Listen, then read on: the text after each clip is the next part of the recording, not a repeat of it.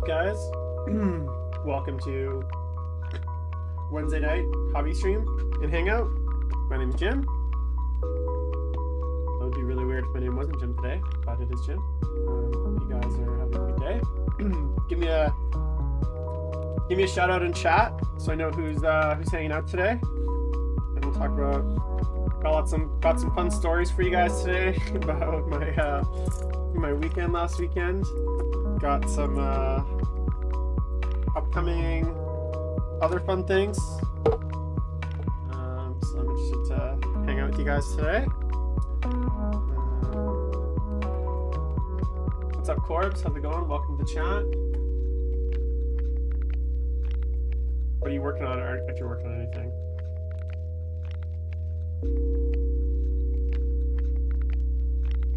Let's see here. That's the Zoom.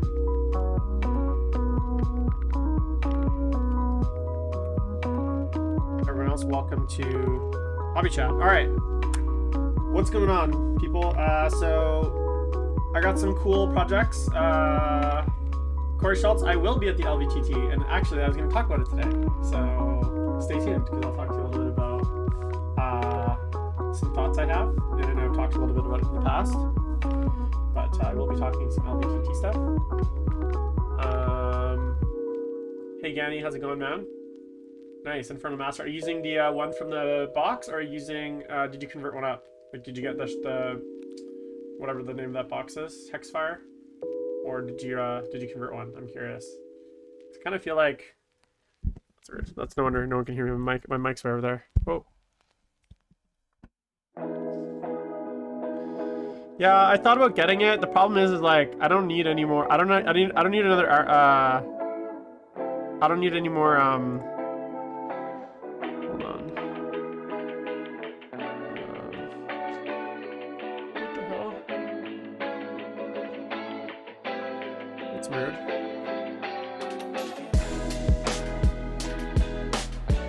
Oh, that's why. Hold on, guys. Camera's being weird. There we go. I was like, why aren't the settings live? And it's because I didn't have my camera app launched. Alright, let's see here.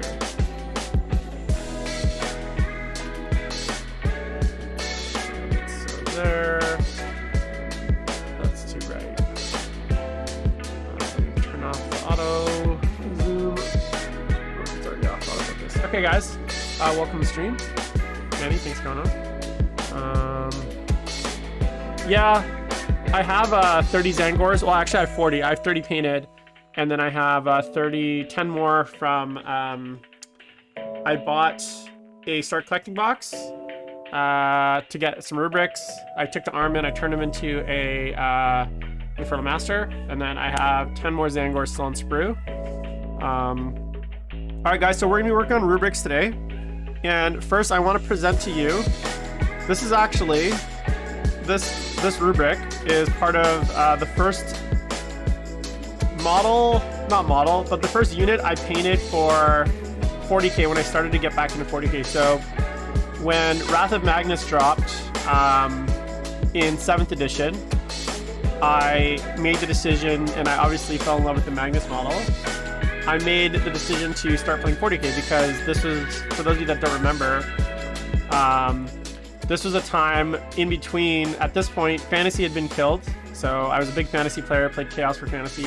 Fantasy had been killed, and I hadn't been really playing any workshop games, but I had been painting. So I've been painting, kind of doing some commission painting, just some other random painting, but I hadn't really been doing anything for myself.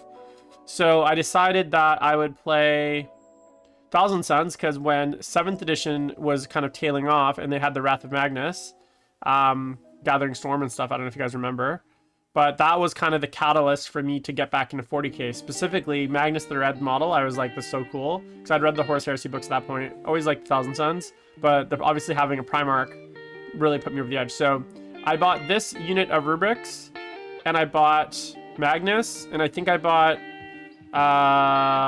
Armin, and like that was it. Like those are the first three things I bought for my Thousand Suns. And So this model I actually painted. When did 8th edition come out? 2008? Sorry, 2018? Was it 2018 8th edition? 2017? But in the tail end of 7th edition, so the Christmas, what year did 8th edition come out? Do you guys remember? Anyway, so the year 8th edition came out, or was coming out, I bought the Rubrics and I painted them. So this model I painted almost 4 years ago. Now, you gotta understand too, I've only actually played with these Rubrics in that 4 years, maybe like 3 times, because they've just been awful, right?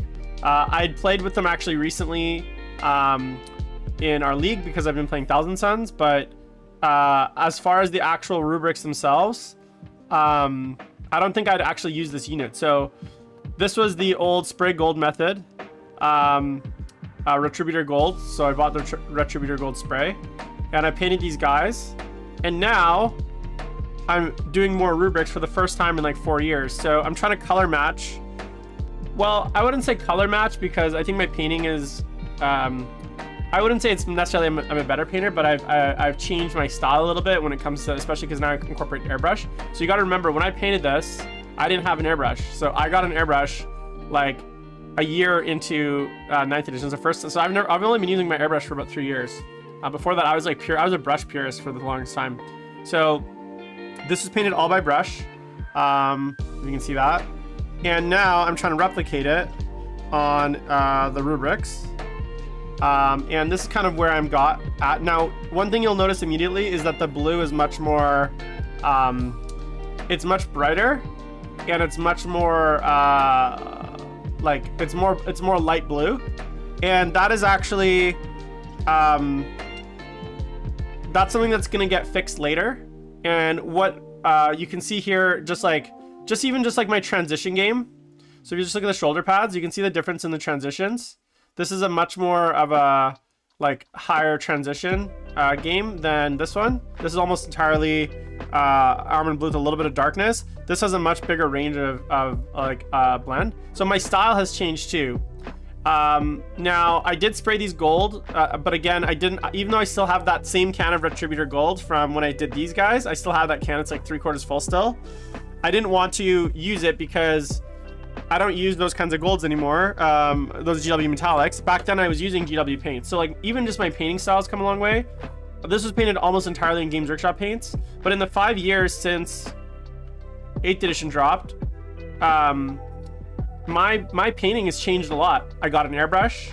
I started using other brands of paints. So before I was only GW, but now I'm using Monument Hobbies, Pro Acryls, which are my #1 paints. I use a lot more Scale 75 for metallics, Secret Weapon washes, rest in peace, my friends. I have a whole range of Army paints, Chimera colors. I got some Vallejo paints. I got transparent paints. I got Vallejo metal color. So my, and you guys, let me see if I can turn this. This is my painting. These are all my paints.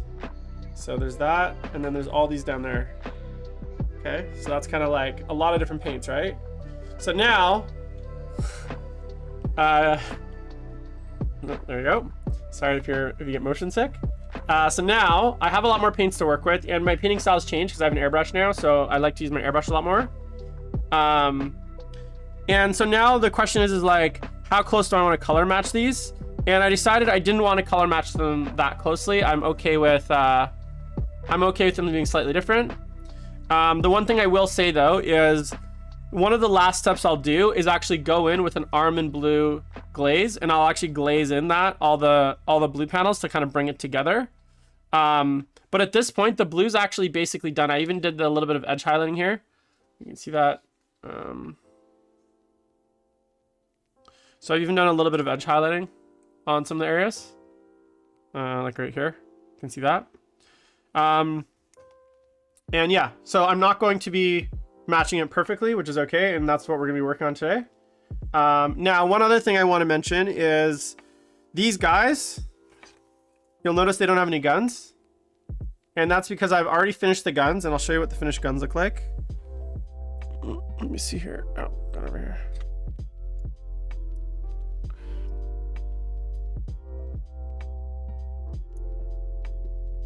So I got here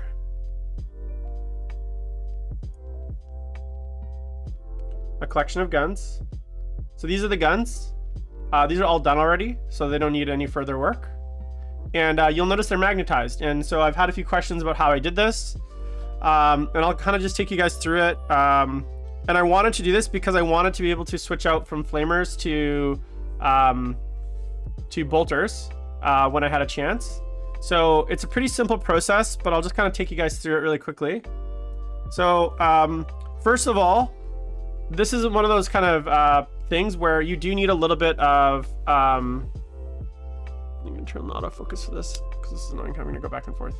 So you will need a few extra bits, and you'll notice that no matter what you do when you're trying to do this magnetization, it's impossible to do if you use the normal Thousand Suns arms on both sides, because the way that the arms are positioned and the way that the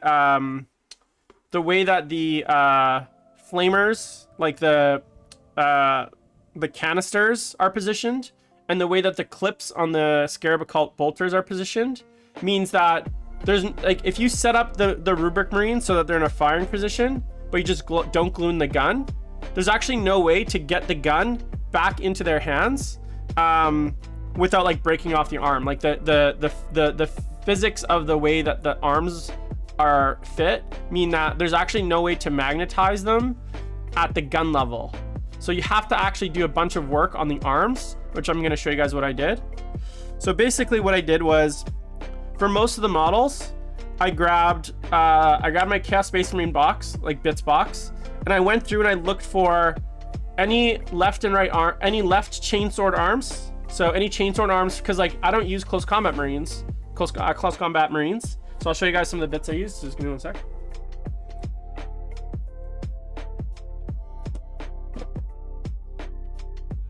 This is one of my bits boxes.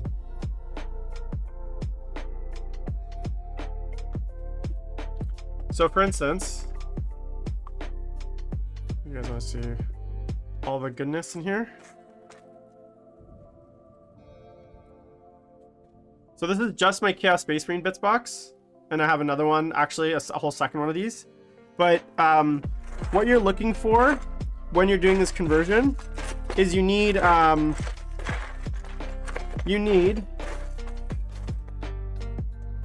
various arms. So I used quite a few of the bolt pistol arm because I don't really use bolt pistols on my Chaos Space Marine, so I have lots of those from just the regular Chaos Space Marine kit. And this is why it's always important to keep your bits. Don't ever throw away bits. And then on the other side, I would use, say for instance, a chainsword arm. So in this case, okay. In some cases, I have arms left over, say from the Havoc box or from the normal Chaos Space Marine box that would be used for, say, like a special weapon. For instance, this arm here, you guys can see that. So once you have those arms, basically the conversion from there becomes really simple. And I'll show you guys what I did. Now, of course, I lost the bits while I was trying to show you guys. I'm a dum-dum and I threw them back in the box. So where's another chainsword?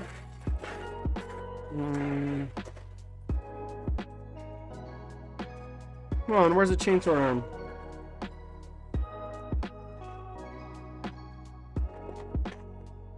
There's a chainsword arm. Alright, so I'll show you guys kind of what the switch is. Alright, so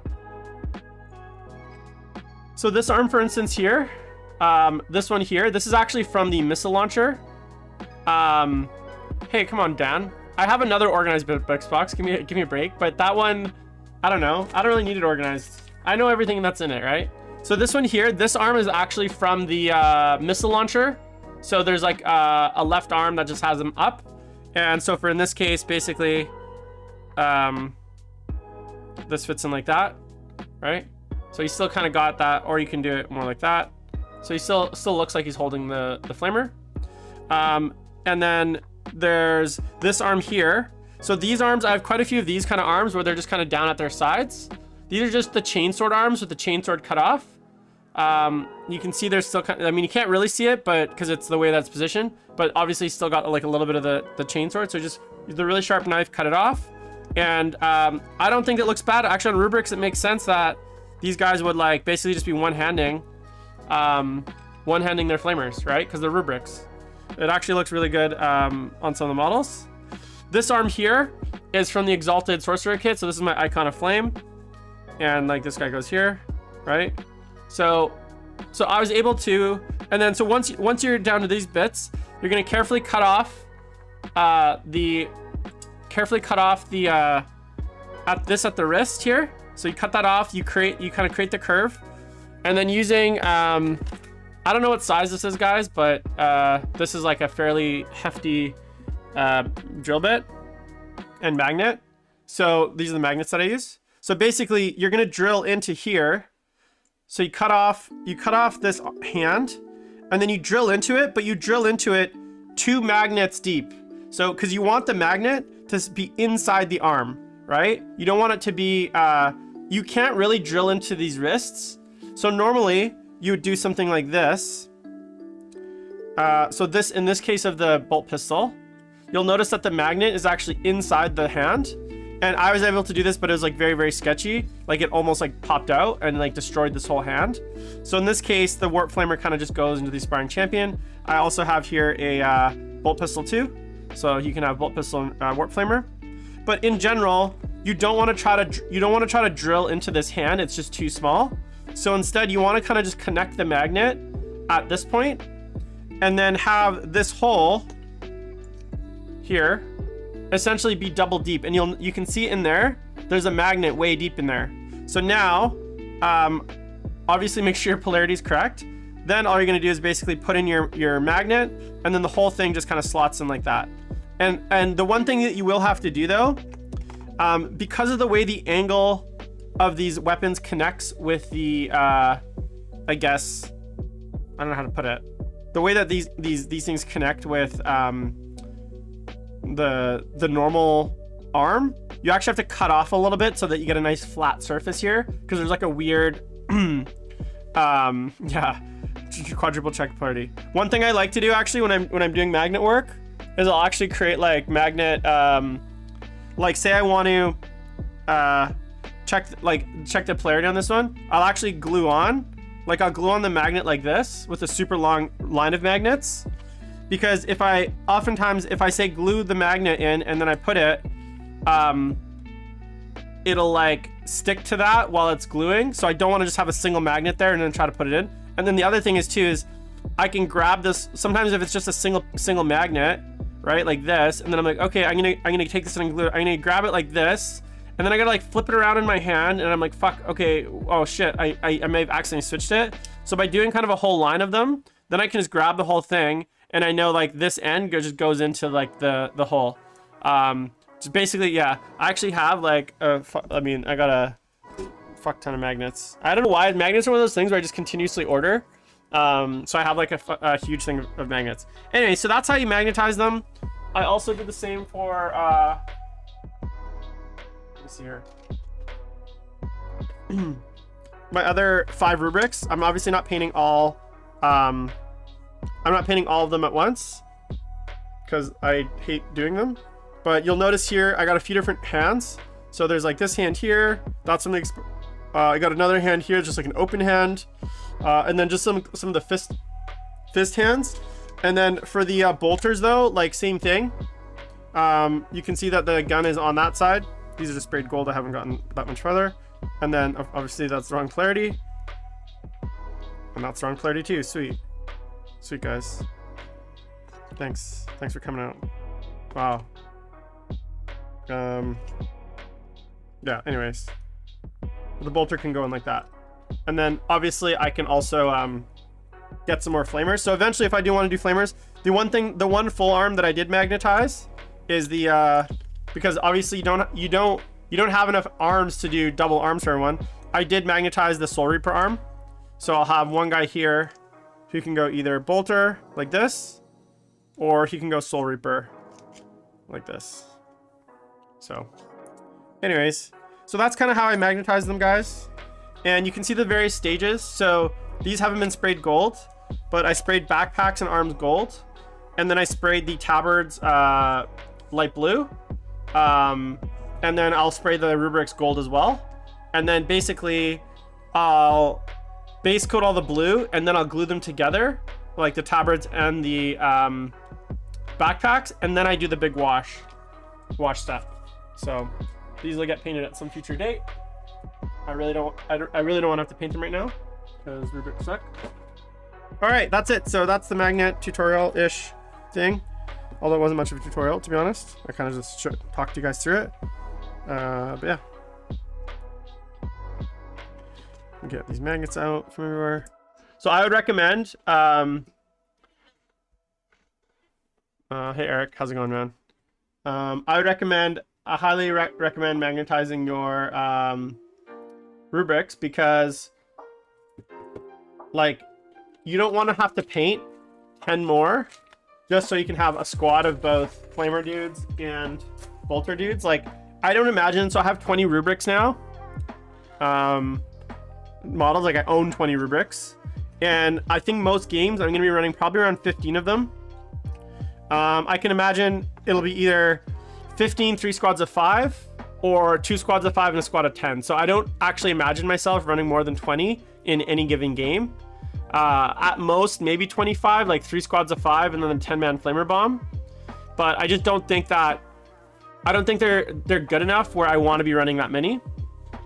So personally, yeah, I'm not going to. All right, so now basically what I'm gonna be working on today is really boring stuff, and I'll just kind of tell you guys what I'm doing, which is the gold. So the gold basically is 3 steps. So I start with, this is the color that I sprayed everything with. And full disclosure, I use this because of all the paints that I actually had, the gold paints, this was the most full bottle and I didn't want to run out during this project. So this was the base coat gold. And then I go in with Elven Gold from Scale Color, and then I finish the highlight of light bronze. It doesn't quite look like this because this is Retributor Gold, but I actually like this gold better. And you can see the final result on these things. And also, if you look at like my Forge Fiend on Instagram, that's how I did it as well. All right, that's it. So that's all the drama. So let me reattach.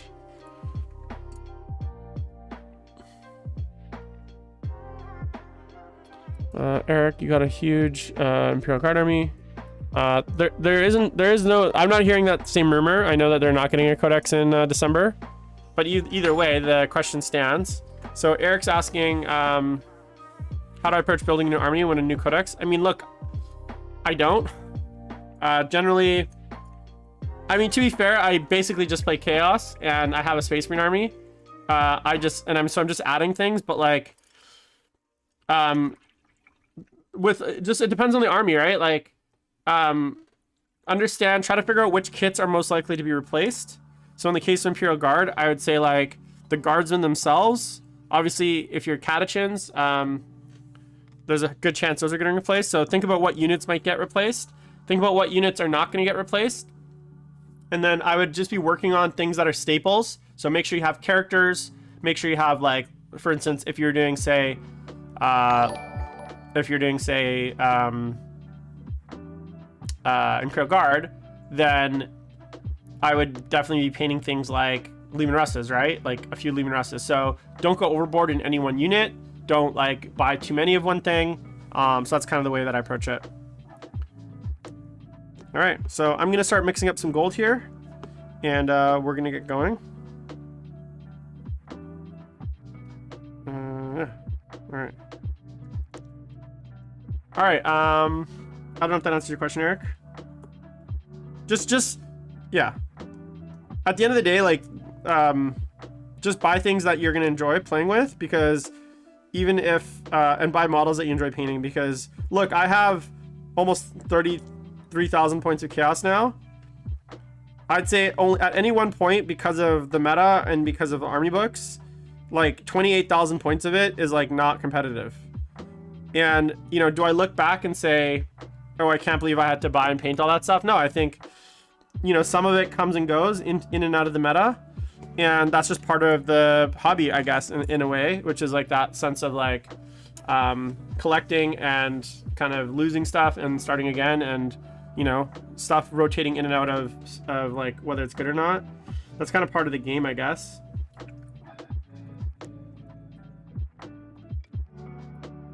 How lockdown is Canada at mom? That makes no sense, man.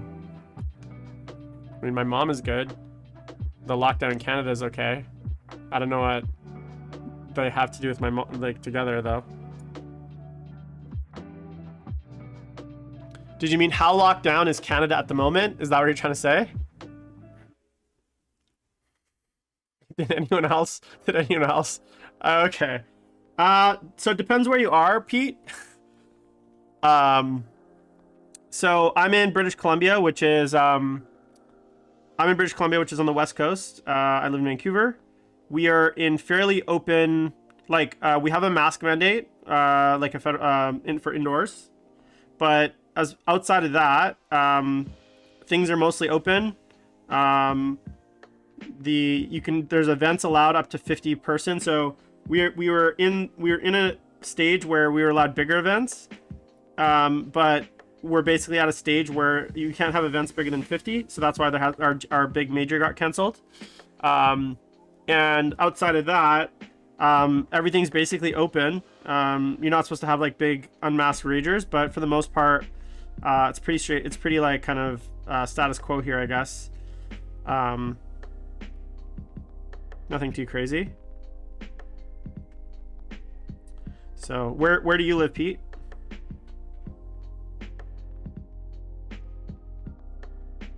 I'm curious. But yeah, it's not bad. I mean, restaurants are open. Outside the mask mandate, like we actually just put our mask mandate back in. There's a 2-month period where we didn't have mask mandate because things were going so well. But then a bunch of Delta variant people and unvaccinated people basically got ruined it for everyone else. So now we're back into lockdown mode, which sucks, but it is what it is.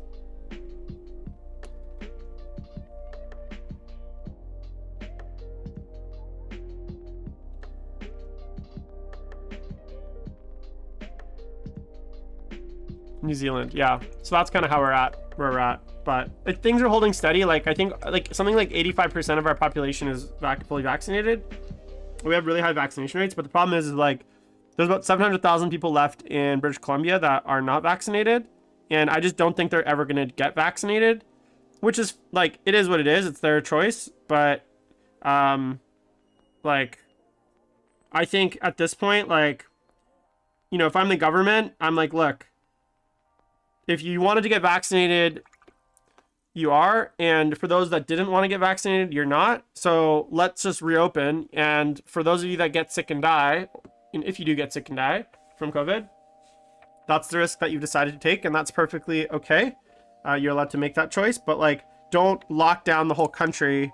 Basically, don't lock down like the whole country or the whole province due to like some small percentage of people.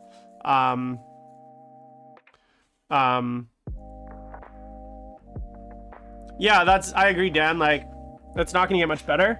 I'm just saying, like, look, at this point, the people that don't want to get vaccinated, it's either kids. It's like 700,000 people out of like in our province out of like 5 million. They're either kids or they're so they're not able to get it, or they're people that just don't want it. And I know so many people that didn't want to get the vaccine. And you know, I don't want to talk about it, the vaccinations and whether you should get it or not. All I'll say is, at this point, those people, they've made their decisions on whether they want to get vaccinated, and all the people that want to get vaccinated are vaccinated at this point. And so I think they should just open everything up and let things, like, if you get sick in the hospital for whatever reason, I mean, at this point, you know, there's not much we can do for you, right? So I don't want to just be in like forever lockdown, you know? So anyways, Pete Dunn, if you need a roommate for Adepticon, let me know, man. I don't have a room booked for Adepticon. So, but I'd like to go. I am still technically the reigning 40k Adepticon champion, because since I won it in 2019, there hasn't been an Adepticon. So technically, I am still the Adepticon champion. So if you want to bunk with the Adepticon champion, I'll even bring my Adepticon champion medal, and you can wear it to bed. If that makes you, if that's more enticing for you. What do you guys think?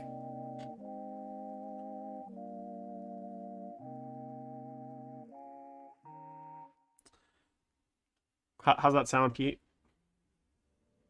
Would you be down?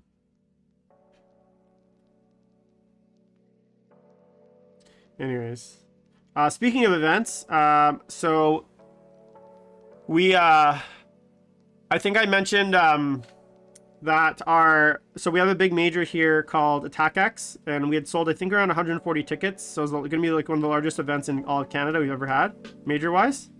And it was canceled like 2 or 3 weeks ago because of COVID. But the local guys, I think we're organizing like a 2-day GT the same weekend. That's gonna have like 20 tables or 25 tables. So I just found out from our local TO that he's trying to put together a smaller event, because right now the big thing with Attack X is, in order for the event, so because of the rules right now, you can't have more than 50 people, a 50-person event. And Attack X, basically, in order for it to be like financially viable, they needed like 200 people attending, over almost 200 people attending. So doing it with 50 people just wouldn't have been a financially like possible scenario. So they canceled it, but now we're trying to do something locally. So I might have a GT coming up, which is good to know, because I need to, so I got to paint these guys for the upcoming GT. And that should be fun.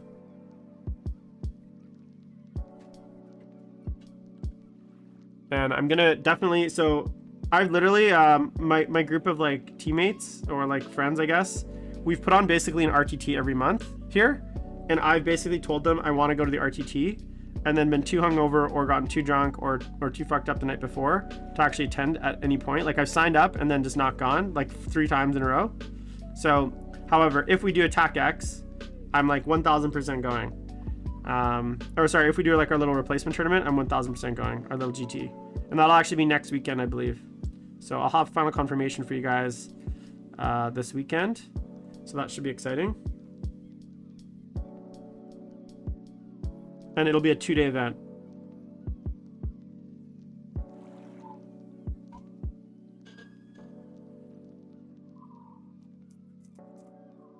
Backup live, no worries, man.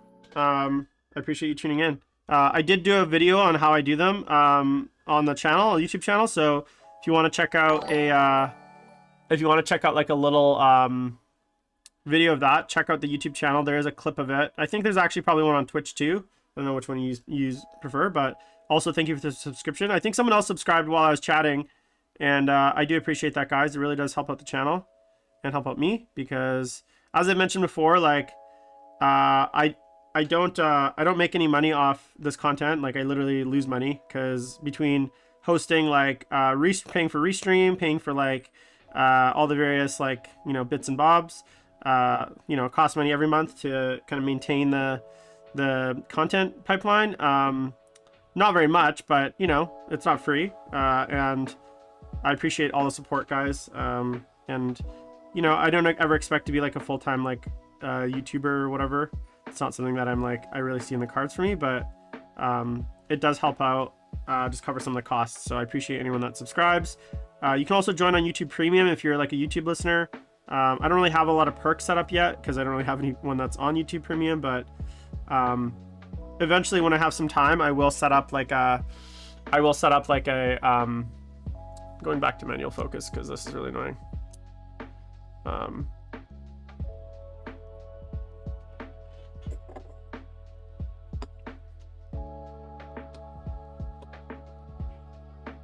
There we go.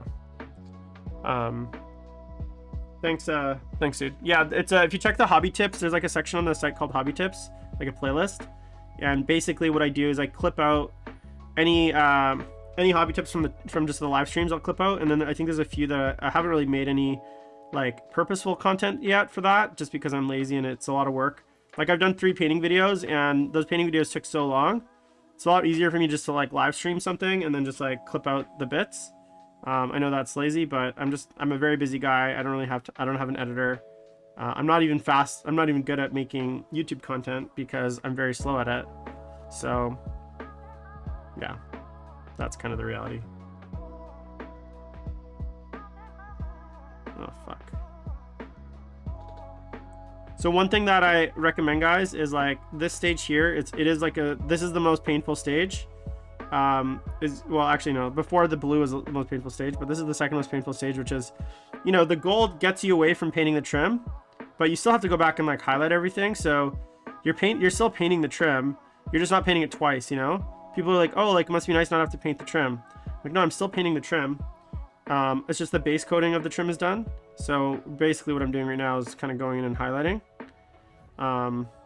So it's still a pain in the ass. But what I'd recommend doing, and I'm going to do it in a sec here. So let me just finish this highlight.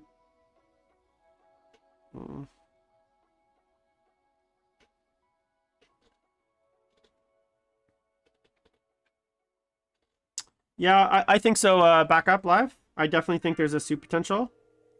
Look, there was lists before that souped in Thousand Suns, and they were not bad. And Thousand Suns have almost gotten better, right? The question is like, the question isn't, is there things to soup into a Thousand Suns list to make it better? The question is, what's the best Chaos Space Marine list to soup Thousand Suns in to make that better? Like, because essentially you're not going to be making your Thousand Suns army that much better by souping. But say you want to run Emperor's Children, or say you want to run a primary of something else, adding in a detachment of Thousand Suns is actually like still really strong, because the Chaos Space Marine factions, they don't suffer any penalties for souping, and demons as well. So there might be like a demon build or like Chaos Space Marine build, and in your case Emperor's Children, where souping does actually add quite a bit. So what I'm doing here, guys, is, I don't know if you can tell. Let's see if you can tell. So all of the armor panels have been basically black line. You'll notice here there's like a dark line here in between the gold and the blue, right? That's called kind of black lining. Now obviously I'm not using black. I actually use my Drakenhof Nightshade. When I do that initial wash, I leave that in. But as you go back into this highlight, you'll notice there's little spots here where you spill over onto your back onto your like blue areas. So you got to make sure and go kind of touch those up. And oftentimes I forget where I accidentally overspilled my Nightshade. So one of the things I do is when I'm doing my trim, like I am right now, I keep a little bit of the Drakenhof Nightshade on my palette. And then as soon as I do like have like a little screw up like that, where I kind of overspill and it gets in between the armor plate and the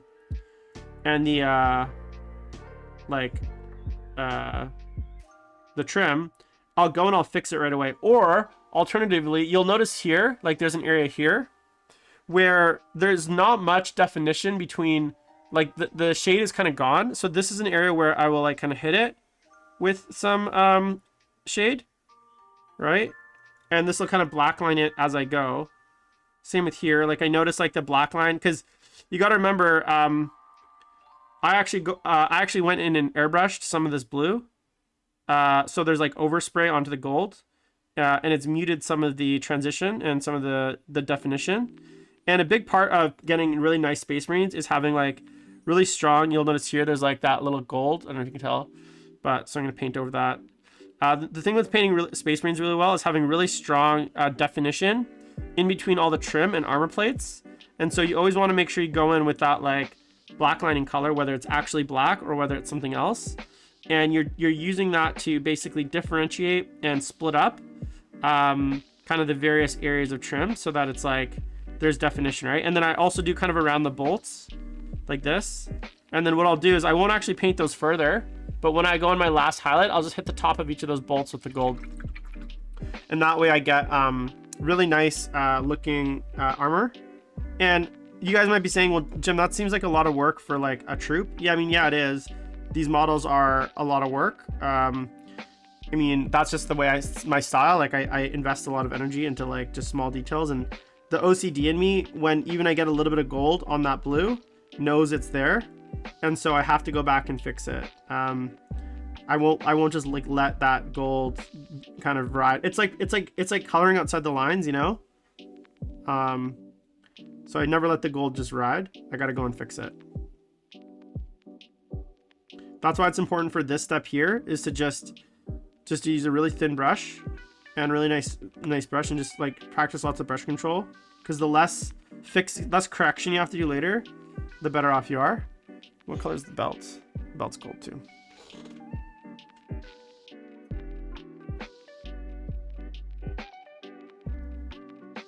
So that's just my little hobby tip.